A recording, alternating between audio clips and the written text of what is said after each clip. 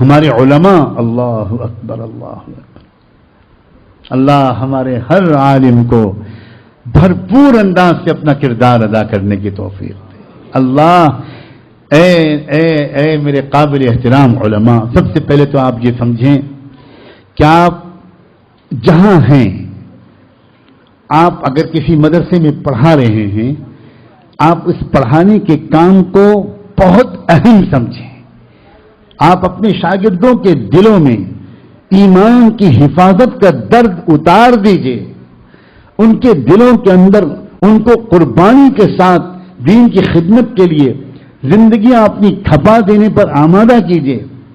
آپ اگر کسی مکتب میں پڑھا رہے ہیں، آپ اگر کسی مسجد کے مکتب میں پڑھا رہے ہیں، آپ اگر کسی گاؤں کے دیہات کے چھپر میں چلنے والے مکتب کو سمجھ رہے ہیں، پڑھا رہے ہیں، تو میرے محترم علماء، آپ یہ مت سمجھیے گا کہ آپ معمولی کام کر رہے ہیں، آپ مہد جنگ پر ہیں، اور آپ انشاءاللہ چند بچوں کو مرتد ہونے سے اور ان کی نسلوں کو ارتداد سے بچا رہے ہیں۔ معمولی کام نہیں ہے۔ افسوس، ہمارے بہت سے حفاظ قرآن، ہمارے بہت سے علماء، ان کا دل ٹوٹا رہتا ہے، وہ سوچتے ہیں کہ ہم کیا کر پائیں، مکتب میں پڑھا رہے ہیں، ان کو کسی کو بتاتے ہوئے شرم آتی ہے کہ ہم مکتب میں پڑھا رہے ہیں، ان کا دل ٹوٹا رہتا ہے، ان کو احساس رہتا ہے کہ زمانہ ہماری قدر نہیں کر رہا، ان کو اپنی غربت کا خیال رہتا ہے۔ میں جانتا ہوں ان میں سے اکثر کو اپنے مہینے کے آخر میں گھر کے خرچے چلانے مشکل ہوتے، ان کی بیویاں جب کہیں خاندان میں شادیاں ہوتی ہیں اور شوہر کہتا ہے کہ تم تیاری نہیں کر رہی وہاں جانے کے لیے،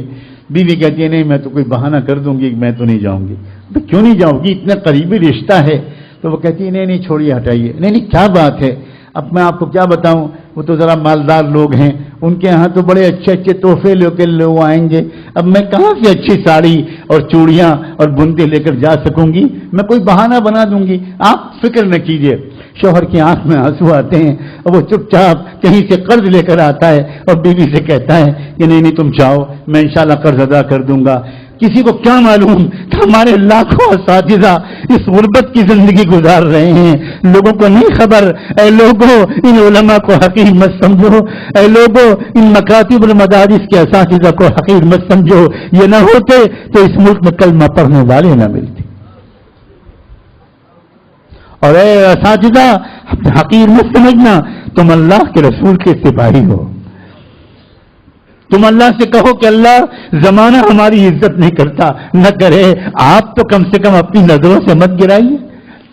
اگر کہیں آپ کی نظروں سے ہم گر گئے گناہوں کی وجہ سے تو اللہ پھر ہم وہاں مارے گئے، نہ زمانے نے عزت کی نہ آپ نے عزت سے دیکھا، پھر ہم مصیبت میں ہیں۔ لیکن اللہ اگر یہ بات صحیح ہے کہ محمد الرسول اللہ کے سپاہی ہیں تو ہم کو اس غربت پر ناز ہے،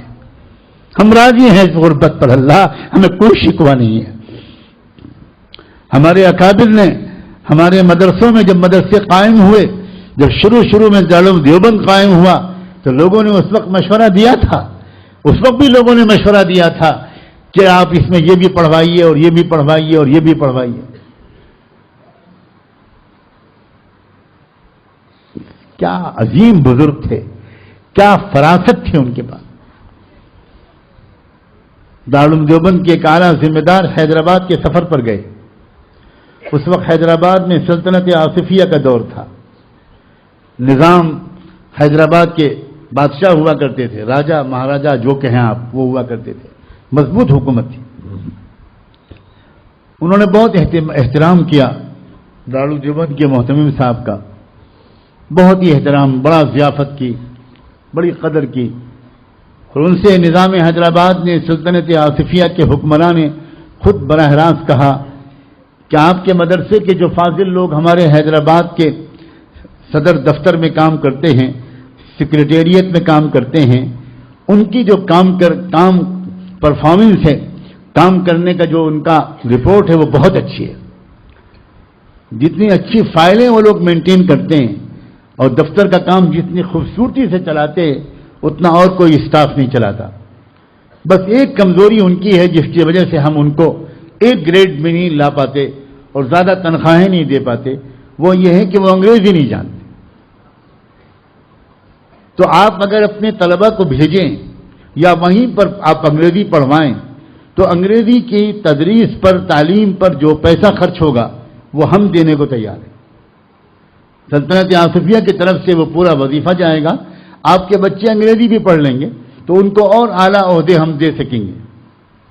وہ محتمم دارالعلوم دیوبند بڑے خوش واپس دیوبند آئے کہ بھئی بڑا اچھا ہے کہ ہمارے بچوں کو ذرا اچھی ملازمت ملے گی، مگر اس وقت دارالعلوم دیوبند کے سرپرست ہوا کرتے تھے حضرت گنگوہی رحمۃ اللہ علیہ۔ جب میرے ہونٹوں پر یہ نام آتے ہیں میری روح وجد کرنے لگتی، سچ کہتا ہوں بلا مبالغہ، سچ کہتا ہوں بلا مبالغہ۔ حضرت مولانا یوسف صاحب بن نوری رحمۃ اللہ علیہ فرمایا کرتے تھے حضرت گنگوہی کے بارے میں کہ یہ وقت کے ابو حنیفہ تھے۔ واقعی فقہ و حدیث کا ایسا امام صدیوں میں پیدا ہوتا ہے۔ وہ اس وقت سرپرست سے کوئی فیصلہ ان کے پوچھے بغیر نہیں ہو سکتا تھا، تو محتمم دارالعلوم حضرت گنگوہی کی خدمت میں حاضر ہوئے اور سلطنت آصفیہ کے حکمراں نظام حیدرآباد کا پیغام پہنچایا تو حضرت گنگوہی تھوڑی دیر خاموش رہے، جواب میں کہا کہ حافظ احمد، ہم یہ تو سمجھتے تھے کہ تم زیادہ سمجھدار آدمی نہیں ہو، لیکن یہ نہیں سمجھتے تھے کہ تم اتنے کم سمجھ ہو۔ فرمایا جب کوئی انگریزی پڑھ لے گا تو وہ تو پھر سرکاری دفتروں میں کام کرے گا، یہی تو ہوگا نا۔ پھر ہمارے اس ملک میں آنے والے کروڑوں بچوں کو مرتد ہونے سے کون بچائے گا؟ اگر یہ لوگ ڈگری لے لیں گے تو کیا دیہات کے مکتب میں بیٹھ کر الف سے اللہ اور بے سے بلہ پڑھائیں گے؟